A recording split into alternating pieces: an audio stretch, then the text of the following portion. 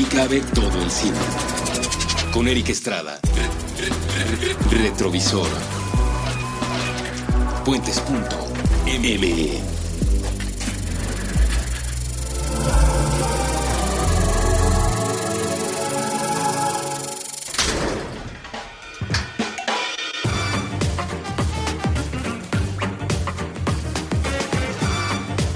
Hola, muy buenas. Les doy la bienvenida a un episodio más de Retrovisor.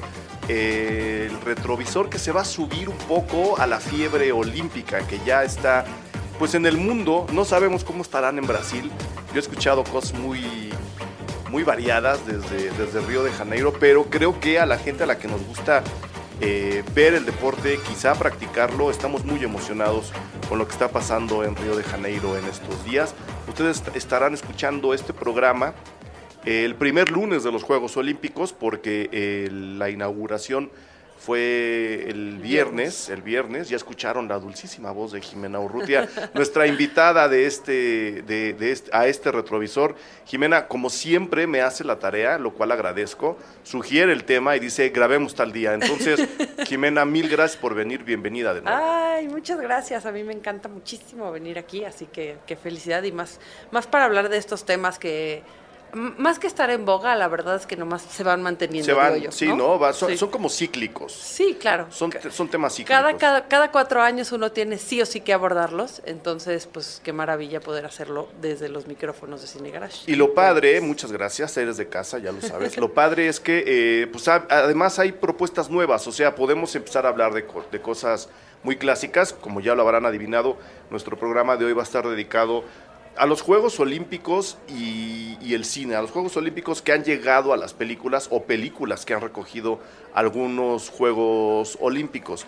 Jimena traerá su lista, yo traigo una mía, pues bastante más desencantada, ya saben, yo soy el pesimista de la eres cuadra. El grumpy del cine, sí, de este país. Escogí cosas muy raras, pero creo que el tema es muy amplio. Entonces, antes de entrar, Jimena, me gustaría que le dijeras a la gente, venía yo justo para acá y en el autobús escuché un comentario que me entristeció muchísimo.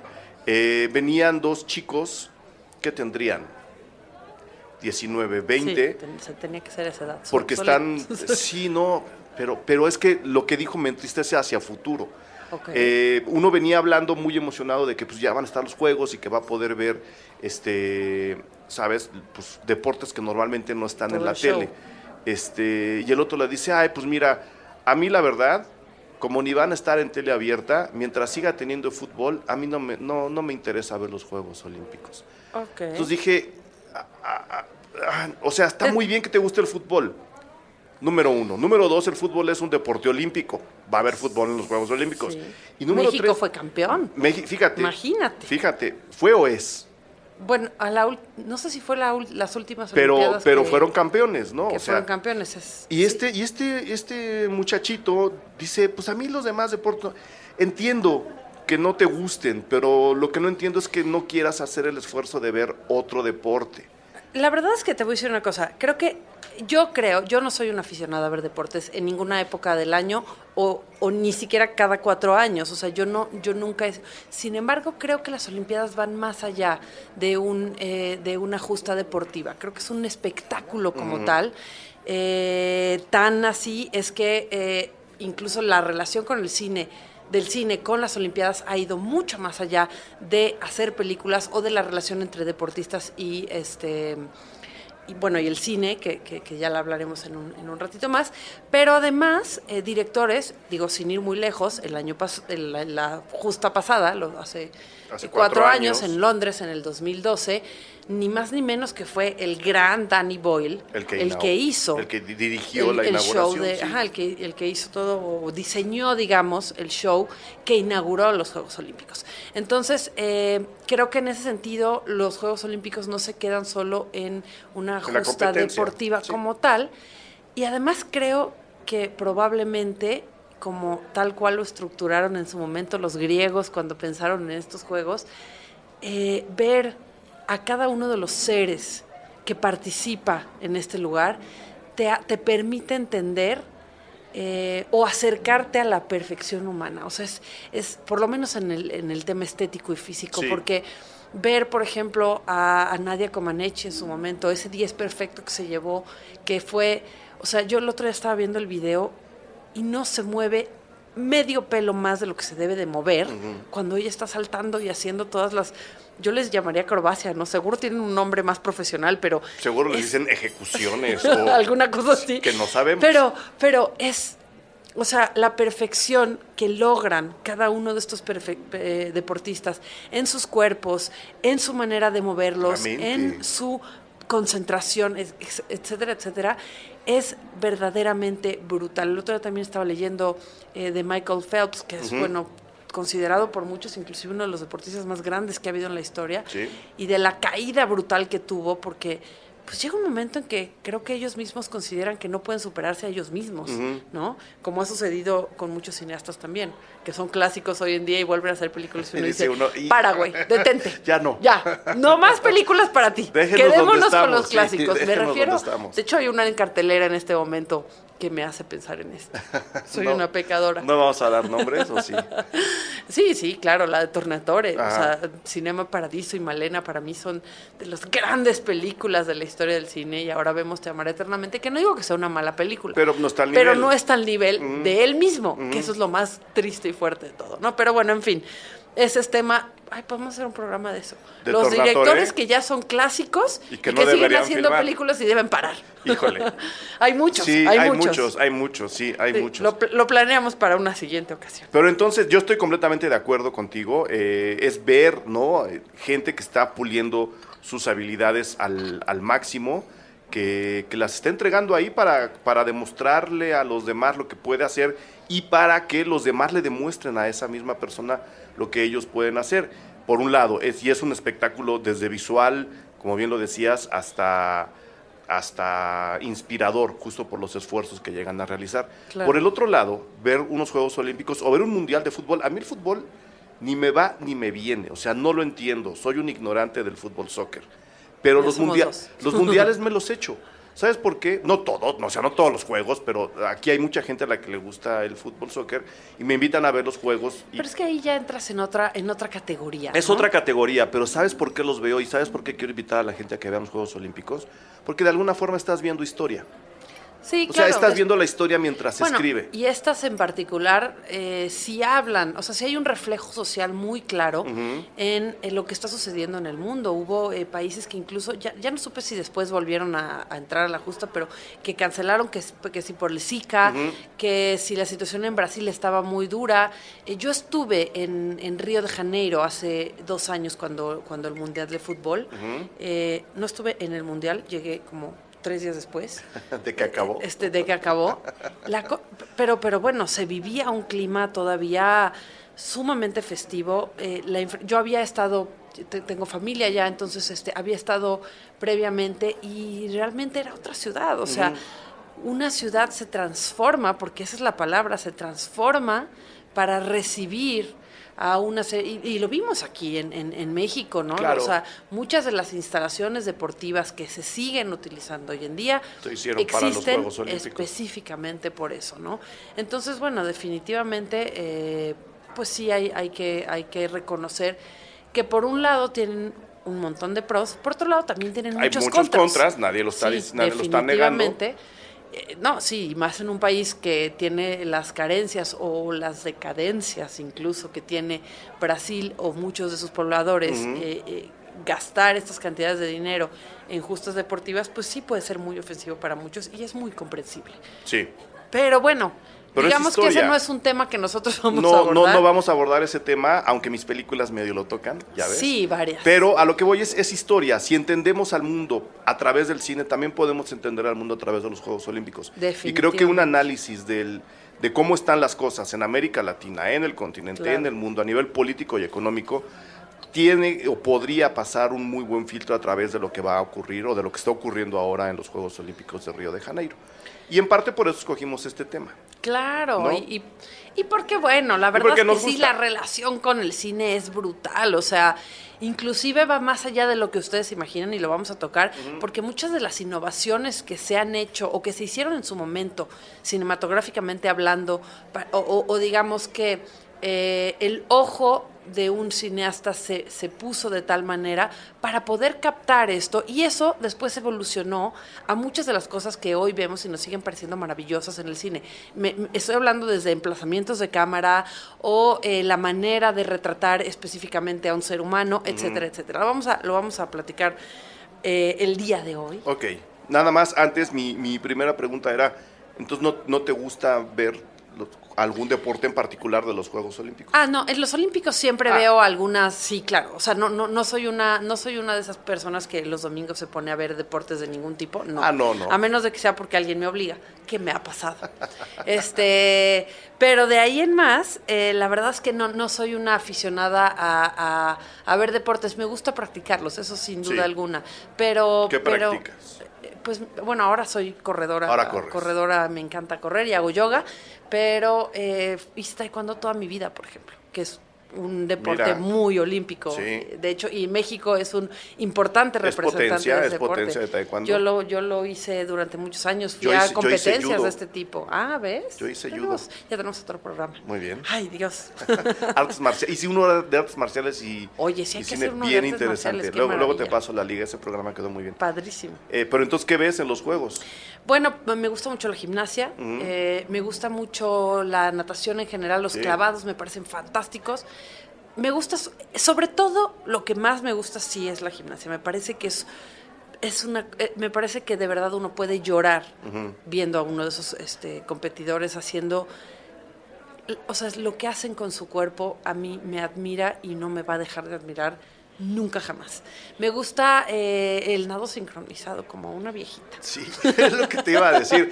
A mí me gusta mucho ver la natación porque digo, yo hice judo, como te dije, pero luego, y después de haber hecho fútbol americano, por lo que me tocó hacer, como para bajarme las energías, mi madre dijo, te vamos a volver pez. Entonces me metieron a nadar, y me tocó justo nadar en los equipos de la alberca olímpica. Bueno, los equipos. Sí, con ellos entrenar. Con ellos, ¿no? Entrenar. Y ahora nado mucho, entonces desde siempre me gusta mucho ver la natación. No, claro. Todo tipo de desde las preliminares. Pero el nado sincronizado, ¿no? Te da flojerita. Mucha. A mí me parece muy bonito. Pero yo creo que también ahí hay una situación que hay que tomar en cuenta. Tú entiendes la natación, entiendes a los nadadores, entiendes el esfuerzo, lo que implica, las reglas, porque además, bueno, hay reglas. Sí. Y eso creo que también tiene una relación directa a qué tipo de deporte queremos ver o que nos gusta ver, ¿no? También lo que nosotros logramos entender o visualizar dependiendo de cada uno de ellos. Pero creo que si ya me dejas entrar en materia. Venga, soltémonos. Es que además, justo lo que te decía hace un poco, yo creo que de alguna manera estos deportistas se han convertido hoy por hoy en héroes, en superhéroes. Claro. Aspiracionalmente, pues es muchos de ellos son exactamente lo que muchos quisiéramos ser, ¿no? Y me incluyo. Sí, ¿no? Pero también creo que eso tiene una relación muy directa al cine, porque el cine se ha encargado de alguna manera, y ahora sí, fíjate qué poética me voy a poner, de llevar a cada uno de estos deportistas al Olimpo cinematográfico. Muy bien. Que no solo a las Olimpiadas, sino al Olimpo cinematográfico, porque de alguna manera creo que la relación que ha tenido el deporte, y en específico las Olimpiadas, con el cine, pues ha sembrado de alguna manera muchos caminos para que se conviertan en personas, que se convierten, como decían, en aspiracionales, que se convierten en seres que van a lograr hacer cosas que nosotros jamás, o sea, ya vemos a algunos de estos personajes que corren a 1500 kilómetros por hora, que yo digo, Dios, ojalá yo pudiera Usain correr a la Bolt. mitad. Yo quiero ver a Usain Bolt, sí. No, sí, o sea, o en otras circunstancias muy distintas, que seguro habrá películas que de las que escogiste que tocarán el tema.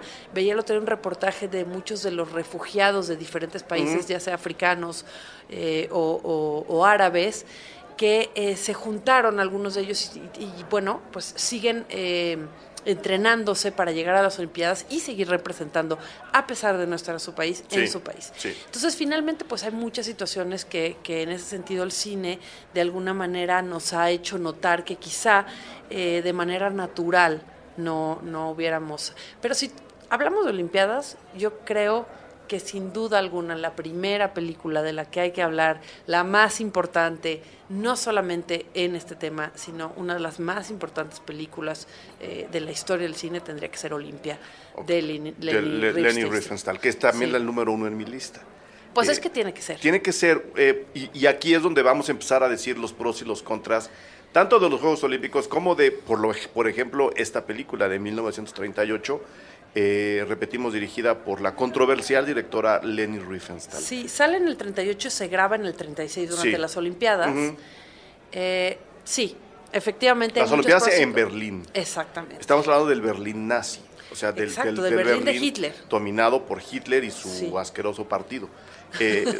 Pues sí, o sea, no hay manera de... Es que fíjate, ahí es donde entra uno en una coyuntura muy complicada. Exactamente. Porque sí, definitivamente siempre será una etapa y un momento reprobable de la historia del ser humano. Uh-huh. Punto. Sí. Partiendo de esa premisa, hay cosas como esta que son muy rescatables. O sea, habría que entrar... Contextualizándola, evidentemente, sí. O más bien casi descontextualizándola. O sea, ya sacándola o librándola de ese episodio negro de la historia de la humanidad y viéndola como una obra de arte, que es lo que es al final de cuentas, pues, y luego entran muchos cuestionamientos al respecto, pero bueno. Explícale a la gente qué es Olimpia de Leni Riefenstahl. Ahí les va. O desde dónde vas a agarrar a Leni Riefenstahl. No, bueno, Leni era básicamente una mujer en su momento que se dedicó o empezó actuando. Hacía películas como Onda Heidi, casi de la montaña. Sí. Y después empezó a adquirir un gusto mayor por estar detrás de la cámara y empezó a aprender. Estamos hablando de una época en la que el cine era bastante... estaba muy en pañales todavía, ¿no? Estamos hablando de que había 40 años prácticamente de cine, o menos inclusive.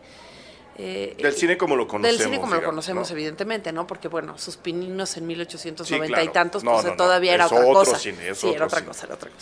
Estamos hablando ya del cine con sonoro, de entrada, ¿no? El cine que ya se escuchaba o que no se musicalizaba aparte. Estamos hablando de un cine que, pues eran unas cámaras, imagínense ustedes, gigantescas. No era como hoy que teníamos una camarita o el celular y podíamos grabar cualquier cosa en cualquier segundo. O sea, hablamos de cine de celuloide, había que poner el celuloide en la cámara, había que engarzarlo, había que hacer toda una serie de cosas para que sucediera el cine. Y no había, evidentemente, todos los recursos que tenemos hoy en día, como el dolly, donde puede caminar, o que, digamos que la cámara puede ir... El Steadicam, nada de eso existía. O sea, si el fotógrafo se movía, la cámara se movía y se acabó y la imagen salía movida. Y si alguien por error le abría tantito, se velaba el rollo y la cosa era muy distinta. Entonces, bueno, ella empieza, como les decía, siendo actriz y eventualmente pues empieza a dirigir. Hace otra película previa a Olimpia, pero Hitler de manera muy veloz se fija en ella y en su trabajo. Nadie duda de las capacidades observativas de Hitler, porque la señora tenía... Elie Goebbels, ¿no? O sea, los dos se fijaron en eso. Sí, Elie Goebbels. Pero Hitler... Pero Hitler era un fanático de lo que hacía esta mujer y...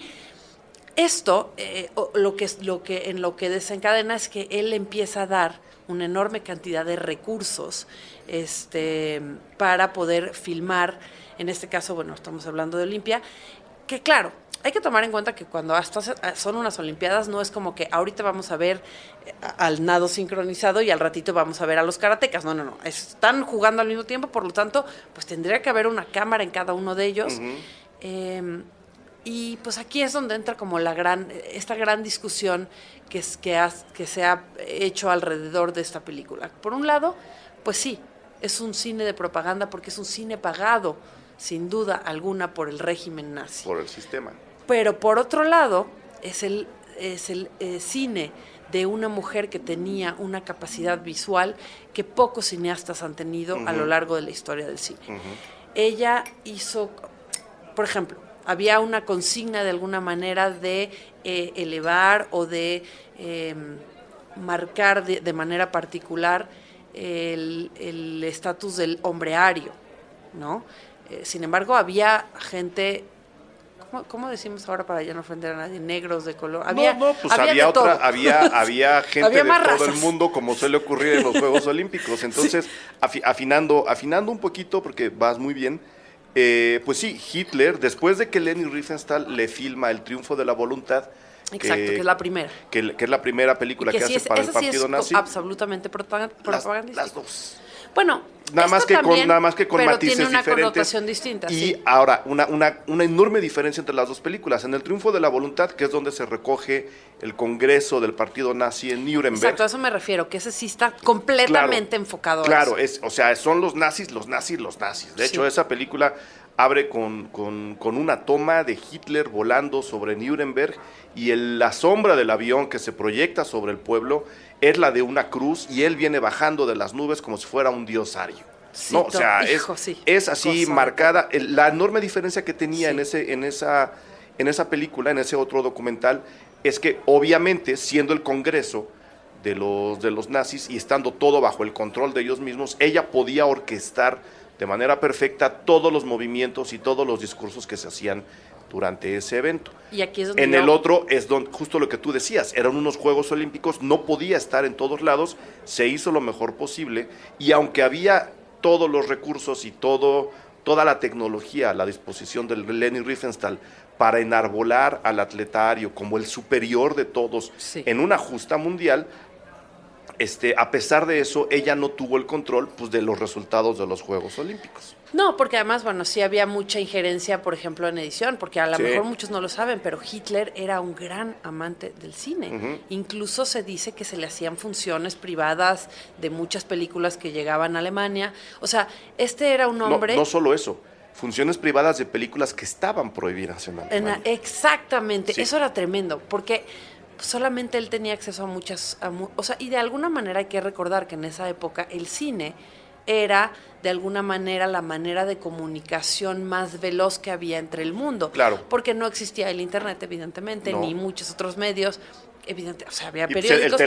el telégrafo no alcanzaba, ¿no? Había que ver las cosas. Y había periódicos, pero en gran medida eran locales, no había una sección internacional como la hay ahora.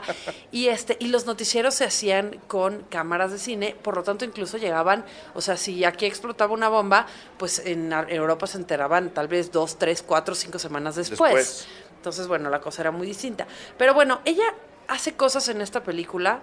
Voy a dejar de hablar de Hitler.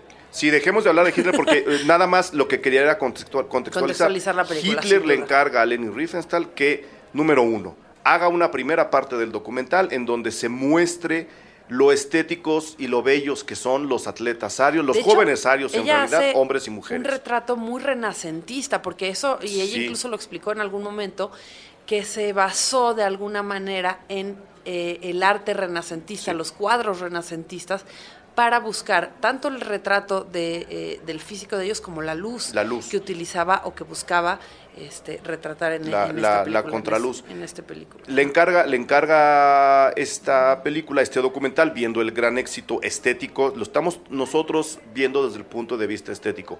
Políticamente estoy completamente en contra de lo que Hitler le encargó, pero el gran ojo de Leni Riefenstahl, que es lo que Jimena está explicando, nos entrega películas plásticamente muy bellas, muy evolucionadas para su época. Y muy evolucionadas no solamente por la forma en que su ojo retrataba, sino que ella logró hacer cosas que, por ejemplo, voy a poner un ejemplo que es creo que muy claro. Cuando le toca retratar a los que saltan en garrocha, que yo no sé cómo se dice. El pero salto ya sabes, de estas pértiga cosas le llaman. Ella decide que lo que hay que hacer es un agujero en el piso.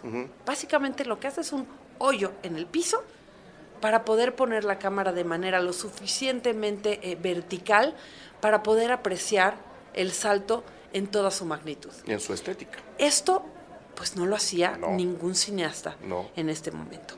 Como este ejemplo, hay muchos más que que nos dan una perspectiva de quién era esta mujer como directora, más allá de todo lo demás, y de quién,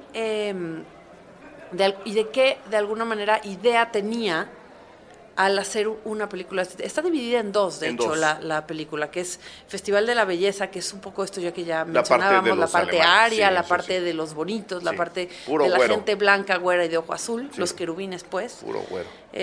Y luego, bueno, el Festival de las Naciones, que básicamente con el título lo decimos ya son todo, los juegos, ¿no? La que ya es la bellísima realidad. Exactamente. Tenía un presupuesto brutal ilimitado, para filmar esta película. Sí. Eran más de 10 cineastas que... Ahorita 10 cineastas, pues uno va al CCC o al CUEC y ya lo saca. En ese entonces, pues no era tan sencillo. No habían fundado el CCC. No existía. Entonces, bueno, pues había que tomar en cuenta que, bueno, tener 10 cineastas en un set, digamos, de 1936, pues ya era un avance que seguramente en ningún otro país existía. Claro, ¿no? claro. Entonces eso, bueno, pues eso sí la convierte en un ejemplo no solamente de una de las películas más importantes, bonitas, sí. y además, pero también la marca de las Olimpiadas específicamente hablaba, pero también creo que la marca como una película que sí nos marca una pauta a los cineastas en los años venideros de las muchas posibilidades que tienes con la imaginación, sin ir más lejos, ¿no? Claro, y además creo que mucho de las transmisiones actuales que se hacen de los Juegos Olímpicos le deben también a lo que Leni Riefenstahl modificó y movió a la hora de hacer de recoger todas estas imágenes para conseguir el golpe estético que ella estaba buscando. Y me voy a anécdotas como la de pedirle estar filmando a los atletas mientras calientan o mientras hacen su primero o segundo intento y luego pedirles a ellos, a esos mismos atletas. Toma 2. La toma 2, ¿no? ¿Por qué la toma 2? Le preguntaban de repente, pues porque ahora voy a poner la cámara aquí. En otro lugar. Y cuando yo edite, voy a dejar tu salto bueno, ¿no? El último, el más, pero necesito una toma de ti corriendo hacia la cámara. O sea, y ese tipo de cosas y ese tipo de emplazamientos, ahora las transmisiones deportivas lo hacen todos los días. No, y el lenguaje cinematográfico cambió y evolucionó a raíz de este país. Fíjate, te voy a poner de ejemplos. La cámara lenta es no sé si decirle invento, pero sí es una aportación de Leni en este caso. Por lo menos al nivel que ella lo hizo, sí, exacto, ¿no? Es una aportación. Y con la intención que ella le dio. Y a partir de este momento los cineastas observan esta posibilidad. Las tomas subacuáticas, las tomas panorámicas, porque además, bueno, pues tenía a su disposición todos los elementos de los que podía hacerse al lado de Hitler, entre ellos los aviones, por ejemplo. Sí, no, entonces, ella tenía acceso ilimitado. Entonces tomar un avión para hacer unas tomas panorámicas era una posibilidad. Sí.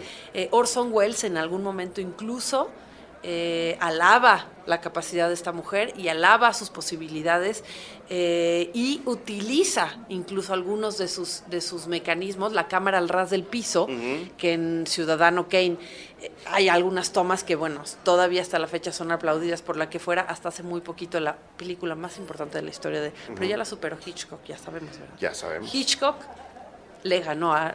Todos hincados, gracias. Gracias, sí. Un minuto de silencio todavía, hasta la fecha nos duele su partida. Pero bueno, esas tomas al ras del suelo que vemos hoy en Ciudadano Kane son de entrada una posibilidad que Wells ve a partir de Olimpia. Claro. Entonces, y son solo unos añitos de diferencia entre una película y otra. No hay mucho, o sea, no hay mucha creo diferencia. que 5 años, una cosa por el estilo. Algo muy interesante que me gusta decir, siempre se habla de este tipo de documentales, en particular del de Olimpia, de Leni Riefenstahl, es que seguramente el 90% de la gente que nos está escuchando ya ha visto partes de este documental y no lo sabe. O sea, porque son imágenes tan de vanguardia, tan bellas, tan bien fotografiadas, tan bien elaboradas, tan bien desarrolladas, que inevitablemente siempre que hay una transmisión de Juegos Olímpicos, o siempre que se habla de Juegos Olímpicos, o siempre que se habla de la marca histórica, por ejemplo, de Jesse Owens, que ahorita quiero hablar de él, siempre se termina usando buena parte del material de la segunda parte de Olimpia Siempre, de sí. Leni Riefenstahl, siempre. Es Ustedes ya han fundamental. visto algo de este documental y no lo saben. Si lo buscan, porque además se encuentra, estéticamente es tan poderoso No, y Olimpia que... está enterita en internet, la pueden Sí. encontrar igual con fragmentos, pero la pueden juntar y puede hacer ver. el rompecabezas enterito. Se puede ver. Entonces, les recomendamos dos cosas. Ver Olimpia y entender un poco la carrera de Leni Riefenstahl, ¿no? ¿Por qué estaba haciendo estas cosas para Hitler? ¿Qué fue lo que hizo después? ¿Por qué es controversial? Creo que es una historia muy, muy interesante. Repito, con dos lados, uno muy oscuro y uno muy luminoso, que vale la pena reconsiderar, especialmente a De cómo hecho, están las cosas. hay un documental que habla de la vida, porque evidentemente esta película, entre otras muchas, porque Leni hizo varias más, de las que ya no hablaremos porque ya no nos toca, pero se convirtieron en manuales cinematográficos. Sí. También la edición de Olimpia se convirtió en, que es un poco lo que tú decías ahorita, ¿no? La posibilidad de esta toma 2 y de pegar dos imágenes para hacernos entender el principio y el fin de un salto, por ejemplo. Estos hitos de edición, pues ni los rusos todavía lo habían alcanzado. Digo, ya había, evidentemente los rusos ya habían sentado los principios de la edición, pero ella evoluciona de manera brutal la posibilidad de volver a contar la historia en una sala de edición. Porque al final, la película, pues son esas tres cosas, ¿no? El guión, la filmación y luego la edición. Son tres historias que pueden ser incluso completamente distintas. Ok, ahí está. Esta es apenas la primera película que queríamos comentarles, pero creo que toda esta introducción que le dimos y toda esta importancia que le marcamos vale la pena. Entonces déjenme hacer la pausa de este programa. De su vida. Hay varios documentales, Hay uno ¿no? específicamente que se llama, y ahora lo estoy buscando porque no me acuerdo, que es el documental precisamente de la vida de Leni, que fue porque evidentemente después de esto fue sumamente condenada. Claro. Incluso se le llevó a juicio. Pero hay un documental que retrata su vida, el amor por la vida de esta mujer. Yo recuerdo pocos documentales en los que haya llorado de esa manera. Ahorita después vamos al corte si quieres. Vamos y te al digo el nombre corte, del lo documental. buscamos y regresamos con el resto de películas sobre Juegos Olímpicos que tenemos preparadas para ustedes. Saludos.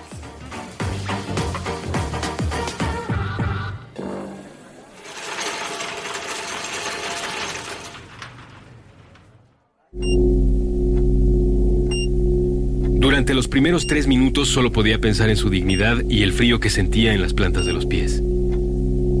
Las batas de hospital tienen esa abertura en la parte trasera. Esa corriente que le alcanzaba desde el pasillo lo tenía angustiado y un poco distraído. Al menos pensaba en algo distinto. Había logrado concentrarse en una cosa que no era su entrepierna. Llevaba semanas atorado ahí, en ese dolor que no había experimentado antes. 30 años, y la ingle nunca le había quemado o punzado de esa manera. ¿Serían los cigarrillos? ¿El café? ¿Las horas frente al monitor?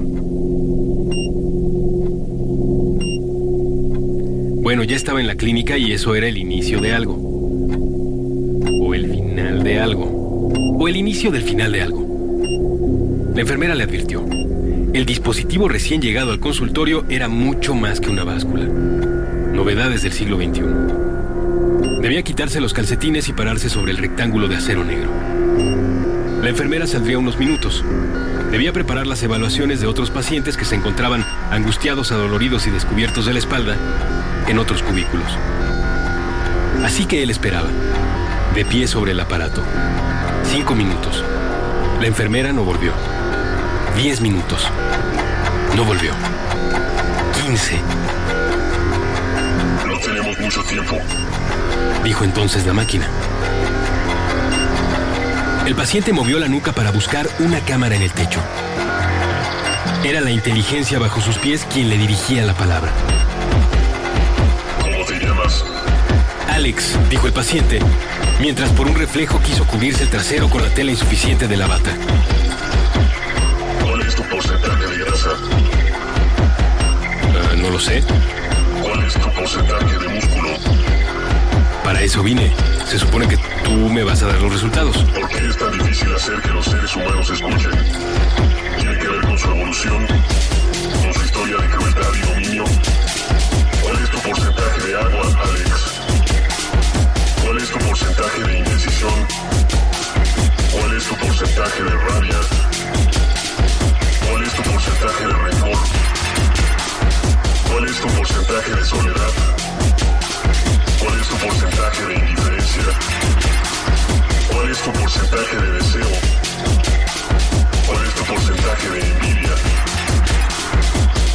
porcentaje de asombro? ¿Por qué confías en una máquina para obtener las respuestas? ¿Por qué le temes al final? Si tuvieras una segunda oportunidad, ¿evitarías esta vida? ¿Cuál es tu porcentaje de culpa? ¿Quién está al mando?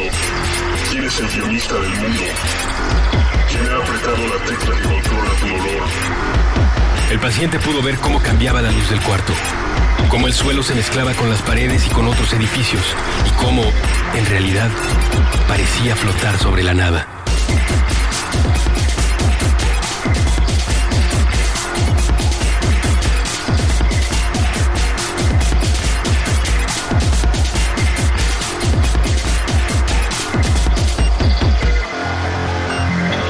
Quizás solo era un efecto de ese aire frío que doblaba por el pasillo y le llegaba helado por la espalda mientras él se quedaba allí, hincado sobre el rectángulo de acero negro.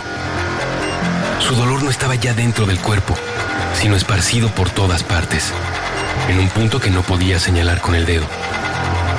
Cuando la enfermera abrió la puerta, encontró una bata color menta abandonada sobre el suelo. En su reporte, anotó también el equipo faltante.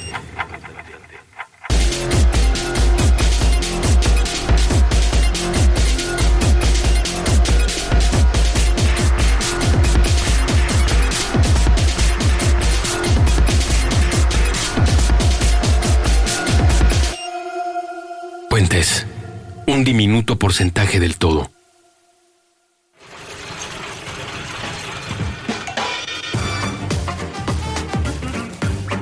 Muy bien, estamos de regreso. ¿Ya encontraste el nombre, Gil? Lo encontré, se llama en español Una vida de luces y sombras. Es un documental del 93, porque además hay que decir que Lenny vivió, creo que más de 100 años, una Sí, cosa no, así tiene tremenda. una película en el 2002 todavía. Sí, no, es una cosa, no, en el 2002, no creo. Un documental Pero debe ser que se hizo póstumo, con ¿no? su material. Ella murió en Sí, porque sería el la 2003. mujer más longeva de... Ella murió el ¿sí? 8 de septiembre de 2003. Pues vivió más de 100 años, Sí, sin duda alguna. nació en 1902. A mí ese documental me parece hermosísimo. Más, ya no es un hito de la historia del documental, nada de eso. Pero la Simplemente historia, ves sí. el amor por la vida de esta mujer.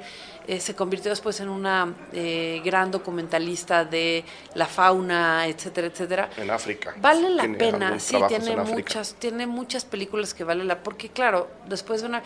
Yo me pregunto, y te lo voy a preguntar a ti. Si tú fueras cineasta y llega un señor como Hitler, que en ese momento no era el Hitler que nosotros reconocemos hoy en día, porque en ese momento sencillamente era un tipo que para muchos tenía grandes ideas y estaba cuidando su raza, o no sé, muy probablemente en ese momento, no había un registro del personaje como el que tenemos evidentemente con los años. Y te dice, toma todo el dinero que quieras, los aviones, las cámaras, los 10 cineastas y todo lo demás. ¿Quién no habría tomado ese dinero? Ahí es donde entra la controversia, Es porque muy complicado, yo entiendo, porque la consigna era, aquí está todo el dinero, los aviones y 10 personas que te van a ayudar, pero necesito que Alemania gane los Juegos Olímpicos en el cine. ¿Por qué? Porque somos una raza superior. Pues Ese sí, pero discurso, también Peña Nieto te habrá dicho, necesito que me... Es como Pero cuando yo, vinieron sí. a filmar James Bond aquí, necesitamos que... Dicen las malas lenguas, no me consta, que el malo no sea mexicano porque ya queremos quitarle ese estigma a México y te vamos a dar $20 millones. Pues ¿qué hacen los no cineastas? sé, Dicen, es muy difícil. Es muy difícil. Pero bueno, que ese es tema de yo ni otro a Peña programa. Nieto, ni a Hitler, la verdad. Bueno, no fue Peña Nieto, fue Mancera, Fue según Mancera, cuentan bueno, las otro. lenguas.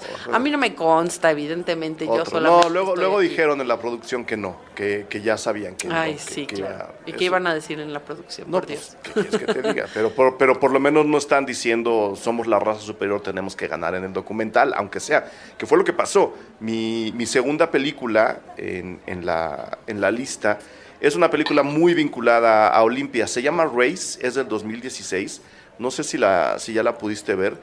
En México no ha estrenado, dirige Stephen Hopkins y es con Stephen James, y lo que están contando en muy pocas palabras es la gran contradicción, hablando de luces y de sombras, que Jesse James, el atleta, el velocista norteamericano, tuvo en la participación en los Juegos Olímpicos de Berlín en 1936.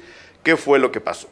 Hitler está empecinado en enseñarle al mundo que Alemania es la gran potencia, entonces Leni Riefenstahl tiene que lucir Berlín y tiene que lucir los Juegos Olímpicos, pero pues, no contaban con que muchos atletas que pues, realmente están preparados y que van a competir, entre ellos Jesse James, estaban dispuestos a ganar. Pues Jesse como James. siempre pasa en unos olímpicos, Como ¿no? siempre Por pasa, ejemplo. como siempre, Jesse Owens, quise decir, no Jesse James, como siempre pasa en los Juegos Olímpicos. El señor Owens, Jesse Owens, entrena en Estados Unidos muy a pesar de los grupos separatistas raciales que decían que ese hombre de ascendencia africana, negro en pocas palabras, no podía competir con el equipo norteamericano. Hubo muchas presiones para que no llegara de parte del comité deportivo de su propio país, hasta que su entrenador, Larry Snyder, interpretado en la película por Jason Sudeikis, pone la cara y lo lleva a los Juegos Olímpicos, lo convence. Jesse Owens tiene una vida muy turbulenta, llega a Berlín y gana los 100 metros libres. ¿Quién es el primer personaje que se enoja a más no poder porque un negro acaba de ganar los 100 metros libres? Hitler, que está sentado en el Estadio Olímpico de Berlín viendo la carrera. Lo que la película nos cuenta es justo esto. Número uno, la bellísima contradicción y la bellísima demostración que consiguió el señor Jesse Owens, diciéndole a la gente, no hay razas superiores, todos venimos a ganar, todos venimos a competir, a mí me toca ganar en los 100 metros, a alguien más le tocará ganar en otros lados. Número uno. Número dos, el dominio y la enorme ignorancia de Hitler a la hora de querer dominar la realidad a través del cine, lo cual habla muy mal de él, pero por el otro lado habla muy bien del cine. Pero es lo que siempre hace. Es lo que siempre ha pasado. O sea, el cine, lo voy a decir más bonito de lo que tú lo acabas de decir. El cine cuenta una realidad extraordinaria de una vida ordinaria. Claro. El problema es que Hitler quería una realidad muy fea. Entonces, Jesse Owens, como todos los ganadores de los Juegos en el Estadio Olímpico de ese día, sube o tendría que haber subido al podio, claro. No, al podio no, ya después de que tiene la medalla, tendría que haber saludado a Hitler de mano. Porque ahí estaban los reporteros y había camarógrafos de Leni Riefenstahl. El presidente de alguna manera del país. Ser el gobernante del país. Exacto, era lo y que había una aplicaba. cámara de las 10 que tenía Leni Riefenstahl ahí con Hitler para registrar el momento en que los atletas ganadores los saludan. El señor Hitler, en su enorme ignorancia, se va y no le da la mano a Jesse Owens. Y uno dice, pues sí, es normal, es Hitler, pobrecito. Pero la película también nos cuenta cómo al volver Jesse Owens, habiendo sido un héroe, habiéndole demostrado al mundo de nuevo las posibilidades de todos los humanos, independientemente de la raza o del color de la piel, en su propio país sufre una discriminación muy parecida. Estamos hablando de los años del segregacionismo, estamos hablando de los años del Ku Klux Klan. En Estados Unidos había o sea, no es un momento en el que solamente, digamos, en Alemania sucedían estas cosas. No, hombre, o sea, en México entero había gente apoyando al partido nazi también, ¿eh? O sea, y sigue habiendo. Y sigue habiendo, que es lo más triste. Y la película lo que retrata es eso. Y son morenos todos los que lo apoyan. No tiene nada es una cosa tremenda. No tiene nada que ver, porque ser blanco tampoco implica ser superior. No, pero, claro, pero lo padre de la película es que no le tiene miedo a contar los dos lados de la historia. ¿Cuándo llega esta película para acá? No sé, la verdad, no sé si vaya a estrenar. Porque es muy nueva. Es muy nueva, es de este año. Entonces, En Estados Unidos se estrenó en febrero. Y la es película, muy probable que llegue justo con los Olímpicos. A lo mejor la pasan por ahí, o a lo mejor la lanzan en DVD a la hora de los Juegos. Yo la recomiendo. No porque sea una gran obra, sino porque, repito, no le tiene miedo a mostrar la contradicción dentro de los propios Estados Unidos sobre el asunto del color de la piel y además sobre los intereses políticos y económicos que los comités olímpicos guardan siempre que hay unos juegos como los que tenían en ese año en Berlín y como los que están ocurriendo ahora en Brasil. Esa es como mi segunda aportación, que repito, está muy vinculada a la Olimpia de Leni Riefenstahl. Bueno, y después, o sea, hay que reconocer que o sea, además de todas estas películas de ficción, que son un poco lo que te mencionaba hace rato, ¿no? Estas películas que ponen a los deportistas en categoría de héroes, o de superhéroes inclusive, que son estas películas pues de ficción, que hay tantísimas, porque seguiremos tocando el tema, pero también hay una parte que es muy interesante, que es prácticamente todos los Juegos Olímpicos tienen un documental que hace algún reconocido cineasta, la mayor parte de las veces del país, sí, ¿no? Y hacen un documental de lo que sucedía en las justas de ese año en su país. De hecho, quizá uno de los más, después de Olimpia, uno de los más reconocidos documentales de este tipo, o digamos que si lo hiciéramos un género, el género de los documentales olímpicos olímpico, hechos por cineastas del país, etcétera, etcétera. Quizá uno de los más importantes, y muy probablemente tú también ya lo viste, todos, si no hemos visto, como tú bien dices, fragmentos, incluso sin saberlo, es el de Tokio, el de los Juegos Olímpicos de Tokio en 1964, que los realiza Ichikawa, sí, ¿no? Nada más y nada menos que este realizador, que bueno, pues es uno de los realizadores japoneses más importantes, y si tomamos en cuenta que Japón es una de las grandes mecas también cinematográficamente hablando, y que a este hombre se le comparó en su momento, o se le puso al nivel de Kurosawa, o de Ozu, o de Mizoguchi, o de esta calaña de cineastas, pues estamos hablando de un documental que vale ya de entrada la pena ver, un documental en el que de alguna manera él lo que busca, a diferencia, por ejemplo, de lo que sucede en Olimpia, es retratar más bien el espíritu de cada uno de estos deportistas. Claro. O sea, la parte en la que, digamos, se motiva de cada uno de estos jugadores, ¿cómo llamarlo? Pues todos los valores, digamos, implícitos en una justa deportiva, que van más allá, sí, de la competencia como tal. Incluso de ganar, ¿no? Exactamente, incluso de ganar. Es cómo la competencia importa, más allá de si el oro, plata o bronce en este caso, son tuyos o no, y del esfuerzo que implica llegar a donde cada uno de ellos están llegando. Es mucho más espiritual. Como era de esperarse en un lugar como Japón, ¿no? Entonces, bueno, pues sí, se convierte también en uno, pues está considerado después de Olimpia quizá el segundo más importante, y hay un montón más. Carlos Saura en Barcelona 92 hizo el documental que se realizó durante la competencia. Debe ser muy bonito ser cineasta y que vengan las Olimpiadas a tu país y alguien te diga, eso sí, ¿por qué no haces tú? ¿Por qué no registras lo que va a pasar? Eso porque además no debe ser tan sencillo. No.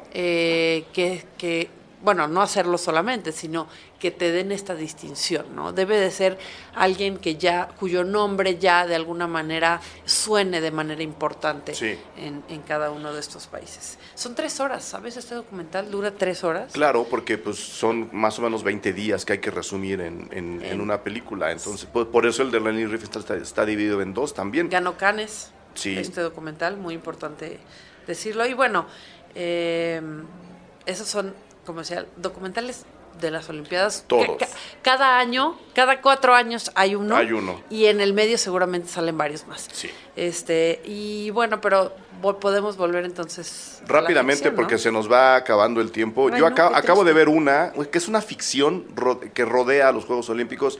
Se llama The Bronze, como el bronce, que dirige Brian Buckley.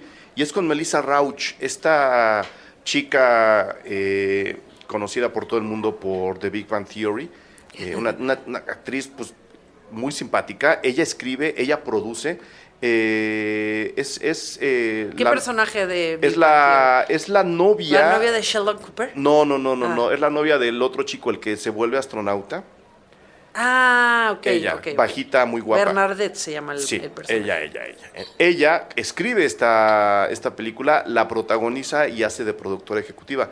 Y cuenta un poco también las sombras de la gimnasia olímpica, sin meterse en muchas densidades, porque es una comedia muy ácida, muy negra, a través de la historia de una gimnasta que tuvo medalla de bronce, que es la heroína de su pueblo, pequeño en la América profunda, y que por circunstancias de la vida le toca entrenar a alguien más como para pasar el cetro. Y a través de eso, de la comedia, del humor negrísimo que tiene, muy opaco que tiene la película, nos va contando justo un poco la frustración que viene después de la enorme satisfacción de haber ganado una medalla olímpica, porque recordemos que muchos deportistas, entre ellos podría decir que la gran cantidad de los ganadores de medallas que hay en México, muchos deportistas caen en el olvido una vez que suben al podio a recibir su medalla. Y esta película, sin meterse en muchos problemas, sin meterse en profundidades innecesarias,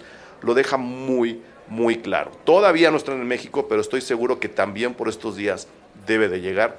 The Bronze, que se tendría que llamar el bronce, también de este año del 2016. No, y además, pues eso pasa, ¿no? Cuando o sea, los estudios van juntando las películas con ciertas temáticas para cuando deban de salir, o digamos para cuando vengan al caso. Como en Navidad. O como en los Óscares. Sí. O sea, de repente muchas películas dicen, es que está nominada al Óscar, sí, pero aquí no ha llegado. Y entonces de repente viene finales de enero y pum, pum, pum, pum, uno tiene que vivir en el cine, poner un catre ahí para poder verlas todas. Pedir tortas al cine. No hay manera. Pero eso sucede. Oye, y una película que es inevitable mencionar en un programa como este sería, evidentemente, la contraria a la de Olimpia, en todo caso, de alguna manera, que es la de Spielberg. Múnich. Sí. Múnich es una película inevitablemente mencionada. Y me estoy saltando muchísimas Nos estamos películas. saltando, si se han fijado, por eso me gusta mucho grabar con Jimena, nos estamos saltando las obvias. Ay, sí, es que luego... Porque sí, Múnich es una obvia de alguna manera, pero es una obvia que no podemos no mencionar. Pero es una obvia que en la Carros de Fuego ya nos la ya no brincamos. queremos hablar de Carros de Fuego, por Aunque favor. la canción a mí me sigue pareciendo... O sea, yo sigo escuchándola, todavía está en mi playlist. El día que pongamos elevador aquí en Puentes, esa va a sonar. Esa es la que va... O sea, esa sigue sonando en Esa mi va a playlist. sonar. Múnich es un peliculón. Un peliculón. Me acuerdo mucho, la película es del 2005, dirige Steven Spielberg, es con Eric Bana y Daniel Craig. Me acuerdo mucho la vez que la vi en una función de prensa, que ya sabes tú más o menos el nivel que se manejan las funciones de prensa, en la sala de producción de Paramount. No recuerdo quién estaba ahí. Bueno, recuerdo que estaba Oscar Uriel. Oscar Uriel salió extasiado de la película, le gustó mucho, a mí también me gustó. El resto de la gente dijo, qué porquería. Cuando en realidad lo que está haciendo Steven Spielberg es regresar al cine que le gusta contar cuando está del humor de La Lista de Schindler. O sea, bueno, hay que está tomar en ahí ese varias nivel la cosas en película. cuenta. O sea, Spielberg es judío. Sí. Y se nota en la película, claramente su educación, digamos, o pero su formación. Es tan buen judío que Múnich no evita el punto de vista crítico ante la Mossad y ante la persecución que el Estado de Israel realizó en contra de los terroristas. Ese es el punto, justamente. Es un cineasta que logró hasta cierto punto una objetividad que no necesariamente se ve siempre en películas de este tipo.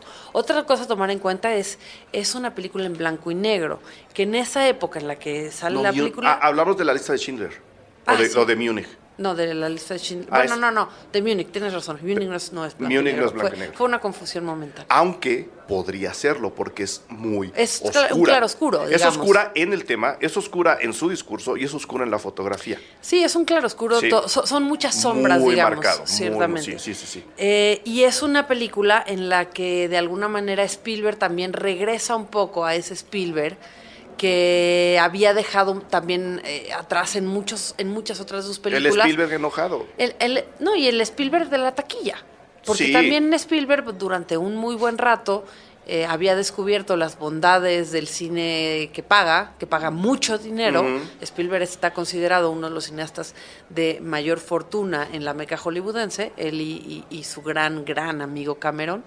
Nada más ni nada menos, están y trabajan mucho juntos. Sí. Entonces se había dedicado no solamente a dirigir, pero además a producir muchas películas que tenían un tono muy distinto a lo que hace cuando nos muestra Múnich, ¿no? Sí. Es una película en la que regresa de alguna manera a esta condición autoral que parecía haber perdido y que ahora inclusive parece estar recuperando con películas que no necesariamente nos gustan. Y que no necesariamente tienen la carga política de Múnich, ¿no? Yo creo que salvo esa y La Lista de Schindler carga política a esos niveles. El color rosa tiene una carga política. Bueno, o sea, sí tiene su algunos, lado enojado. A mí me gusta mucho el Spielberg enojado y me gusta mucho Múnich. Lo que la película cuenta no es solo E.T. No solo E.T. De hecho, E.T. me gusta menos que los No digo que no es cercanos. solo E.T. Steven Spielberg, no es solo E.T. Sí. Cuenta el ataque terrorista en los Juegos Olímpicos de Múnich de parte de un grupo palestino. Y todo lo que ocurre después. No solo después del ataque en sí, ¿no? De lo que ocurre en esos Juegos Olímpicos, sino todo lo que ocurre después en años. O sea, Spielberg se alarga el discurso y alarga las consecuencias hasta la persecución que, repito, el Estado de Israel, de manera oculta y clandestina, hace del grupo palestino que se había adjudicado el ataque terrorista en Múnich. Sí, que también eso habla muy bien de él como cineasta, justamente, sí, ¿no? Sí. Es una de las cualidades. Estaba en mi lista Múnich, yo la recomiendo mucho, es una película muy violenta, es una película muy negra, es una dura, película a muy uno oscura. le duele el corazón viéndola. Pero, repito, el Steven Spielberg enojado a mí me hace, no muy feliz, porque este tema es muy oscuro, pero reconforta saber que alguien que filma tan bien pueda contar este tipo de historias, ¿no? Sin duda alguna. Yo, después de esa, antes de que, nada más para que no se me quede en la lista, tenía yo Un día en septiembre de Kevin MacDonald en 1999. Tremenda película. Kevin MacDonald, señoras y señores, es el director de la famosísima El Rey de Escocia, con Forest Whitaker, otra película inspirada en un caso real. Que es una película que mucha gente vio más probablemente que, o sea, el Rey de Escocia fue una película que tuvo mucho eco. Más popular. Y con eso se pueden dar una idea del tono que maneja este director. Un día en septiembre cuenta el principio de Múnich, o sea, cuenta lo que ocurrió en el ataque terrorista en Múnich en esos años. Entonces, ver esas dos creo que es un muy buen ejercicio. Y además te regala de alguna manera este privilegio de entender ya de alguna manera masticado y digerido ese año tan lúgubre también para la historia, no solo de los Olímpicos, pero definitivamente de la humanidad, ¿no? ¿Alguna más, Jimena? Hay muchas todavía. Menciónalas rápido, porque si no vas a llegar tarde a tu cita. Yo puedo quedarme, pero la que tiene una cita eres tú. Vamos a ir a grabar El Foco. Sí. Ay, Dios mío. Pero bueno, sí, es que hay muchísimas para ver. Mira, estoy viendo cuál de todas, y además no solamente películas, hay muchas anécdotas para mencionar alrededor de estas justas deportivas, ¿no? Como, por ejemplo, Declive de un campeón, 1951. Me acabo de regresar casi una media década, no, medio siglo. Película de Michael Curtis que cuenta justamente la vida de Jim Thorpe, que era un atleta indio, en unos años en los que también había una estigmatización contra esa raza específicamente, pero que además, bueno, el personaje de alguna manera ayuda a convertirse en leyenda, porque si bien gana 2 medallas, termina completamente alcoholizado a pesar de haberse convertido en un campeón. Y bueno, hay muchísimas anécdotas que nos estamos brincando. Qué tristeza, qué fuerte. Podemos hacer, ahora que acaben los juegos, ¿hacemos otra? Hacemos otra de las anécdotas, ¿qué te parece? De las anécdotas bueno, yo creo que ahorita con todo mi dolor lo voy a mencionar, pero ¿quién es quizá uno de los atletas históricamente olímpicos más mencionados en este momento? Pues el papá de las Kardashians, ¿no? Sí. O sea, difícilmente hay uno más mencionado que eso. Pero bueno, como esos hay muchísimos otros más. Hay muchos directores que siempre se han sentido atraídos hasta estos Juegos Olímpicos. Hay una historia, que al final es el primer Tarzán era un... Johnny Weissmuller fue campeón de natación, sí.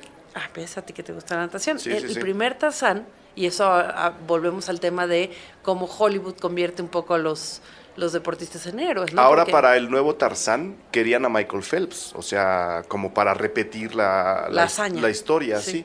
Pero pues, Michael Phelps estaba recluido en un centro de recuperación. Anda en otros pasos. Pero ya regresó, va a competir, y eso está maravilloso. Ya dijo que incluso, pues si logra romper este récord estaría fantástico, pero que ya su competencia, y cuando digo su me refiero a la propia, a la de él, a la interna, de él contra él. Es exactamente, ya es buscando otro tipo de de preseas. Sí, personales. como que ya entendió que pues, está padre que gane y todo mundo queremos que gane, pero pues, si no gana tampoco pasa nada. No pasa absolutamente O sea, lo vamos nada. a querer igual que antes. Eso sí. Lo que sí es un hecho, querido Eric, casi ya para despedirme, es que en este sentido sí, yo creo que es muy claro que la ficción supera la realidad de alguna manera, ¿no?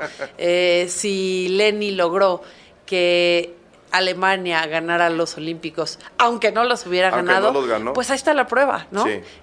Si Steven Spielberg logra alejarse de sus valores de alguna manera o de su educación para contarnos una historia, pues eso te habla de la capacidad que tiene el cine, de las posibilidades que tiene el cine y de este gran privilegio de todos aquellos que vivimos cerca de él o de todos aquellos que lo gozan en toda su expresión y igual no solamente de domingo para comer palomitas y así, Claro. sino gozar estas posibilidades que te da el cine. Creo que en ningún lugar son tan tangibles como en el cine deportivo en general, no Sí. solamente de olímpicos, pero el cine deportivo pues te permite justo regresar a esta idea griega del hombre, del ser humano perfecto, más allá de la raza, más allá de todo eso, esta perfección que logra un deportista, que además es muy chistoso porque luego ponen actores a ser deportistas y pues uno ve claramente que no hay manera. No se puede. No se puede. Que no hay manera, pero bueno, esto es justamente uno de los grandes regalos, creo yo, del cine. Ahí está. Mil gracias, Jimena, por haber venido. Nada más el último dato. Repito, ustedes están escuchando este programa ya después de haberse inaugurado los Juegos en Río. Entonces no sabemos cómo salió, pero la ceremonia inaugural fue de estos Juegos fue diseñada y dirigida por Fernando Meireles, otro cineasta. Un gran cineasta brasileiro. El director de Ciudad de Dios. Que ahora, nada más y nada menos, seguramente, no solamente sabemos quién será el encargado de hacer el documental de estas Olimpiadas, pero también sabemos qué tono va a manejar Más o menos. el documental de estas, porque si, como tú bien dijiste, Ciudad de Dios, no es precisamente una película palomera. No. Entonces ahí les dejamos el dato. Ya veremos cómo salió la ceremonia. Mientras ahí están. Antes nos vemos a finales de los Juegos. Te iba a decir de podemos agosto, grabar cuando tú quieras. Nada más que el programa sale al final de los Juegos. Perfecto. Tú sabes que aquí eres de casa. No, pero así lo grabamos ya cuando sepamos qué pasó en todas las Olimpiadas. Me parece muy bien. Y podemos incluir los Juegos Olímpicos de Invierno, que también son bien padres. Feliz de la vida. Ya está. Jimena, mil gracias por Gracias haber a ti, venido. querido. Mucha Gracias. suerte. ¿Dónde te puede encontrar la gente? Pues muy fácil y muy rápido. Bueno, de entrada me pueden buscar en redes sociales, en Twitter, en @xurrutia. En Facebook pueden encontrar una página con mi nombre, Jimena con X Urrutia. Y en televisión, tú lo sabes bien, me pueden ver en El Foco todos los domingos 5:30 en el 40. Me pueden ver en los noticieros de El Primer Café los viernes por la mañana, en Todo Personal, hablando solo de documental los viernes por la noche, en el 40 también, o en Acinema, que es este canal de televisión que se dedica específicamente al cine. Así que ahí nos podemos encontrar, o léanme en La Razón, o léanme en La Capital, o léanme en Código Topo. Ven, ella sí trabaja, no como otros. Saludos. Gracias.